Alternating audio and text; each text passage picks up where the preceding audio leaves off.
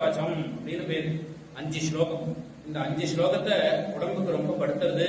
குழந்தை எல்லாம் திடீர்னு ஏதோ பயந்த கோளாறுனால குழந்தை அழகுதுன்னா இந்த 5 ஸ்லோகத்தை சொல்லி ரட்சையை விட்டு விட்டா குழந்தைக்கு பயம் போகும்.